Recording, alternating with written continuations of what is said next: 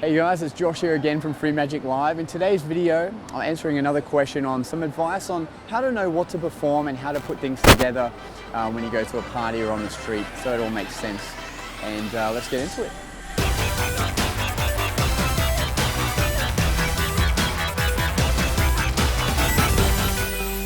Guys, we're here in King George Square, Brisbane, rocking the Transformers hat. Shout out to Transformers. And actually, let me show you this. This is cool. I like to do this. It's a little icebreaker. You can have that for free. Now, the question is, how do you know how to put your tricks together so that it flows well when you perform? Now, this is something that everyone has to kind of figure out for themselves usually.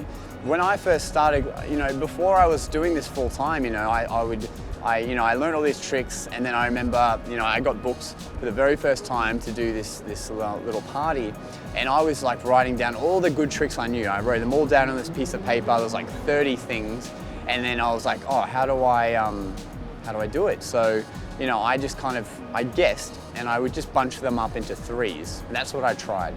So I rocked up to this party, and I had like 8 different sets that I was going to do. And the problem was, because I had 8 different sets, I had all this stuff in my pockets, and I would go and perform and I wouldn't know what set I'm up to, and I would have it on a little index card and I'd try and remember, and it just added to the stress, but I didn't know what I was doing, and I got through it.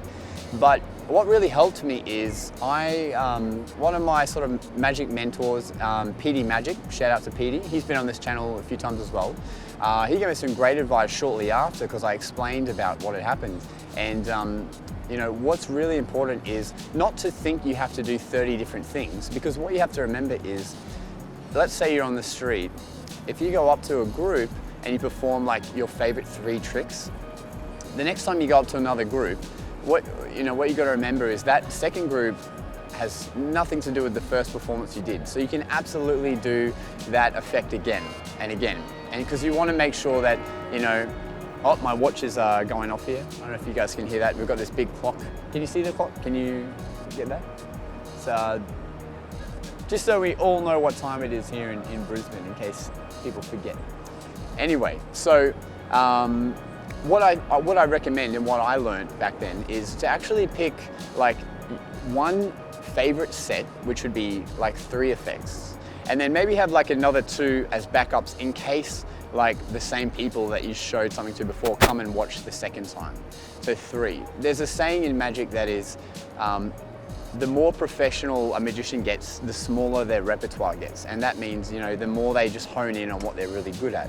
Because if you spend enough time on one effect, you start to really, not only will you be able to do it without even thinking, and it'll be second nature, but you'll add in little things that'll just make it better, and you'll get more used to it, and that's what you really want to strive for. So pick like 3 tricks that you enjoy doing, and give them a bit of texture. Like, for example, one of my favorite sets to do at an event is I'll open up with something that isn't cards. So I'll either, produce a coin and do a coin routine, or I'll grab a Sharpie and do a thing where the Sharpie will change color and it disappear and appear in my ear and all that kind of thing. And it just gets people away from seeing, what you don't want to happen is to bring out cards for the first thing you do and people say, oh, I've seen this trick. Because if they say that, then, they're kind of comparing you already to another magician. You just want to avoid all that. So I would recommend picking something first that isn't cards. It could be rubber bands or coins or a Sharpie, or the hand twisty thing, or just something to sort of get them watching and make it quick. And then I would move into cards and something nice, a nice card piece.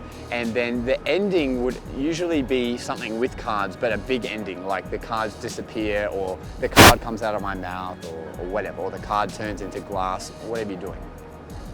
So that would be my recommendations for now. Just sit down and write all the effects that you really like, that you would perform, and then put them into blocks, but really pick your favorites and just kind of focus in on just like one main set and maybe 1 or 2 others. And that way you won't get confused, you don't have to have so much stuff in your pockets, and people will really enjoy it and be able to really see that you're professional with what you're doing. All right guys, hope you enjoyed that advice. For more tips, more tricks and effects, check out our website, freemagiclive.com, and I'll see you in another video.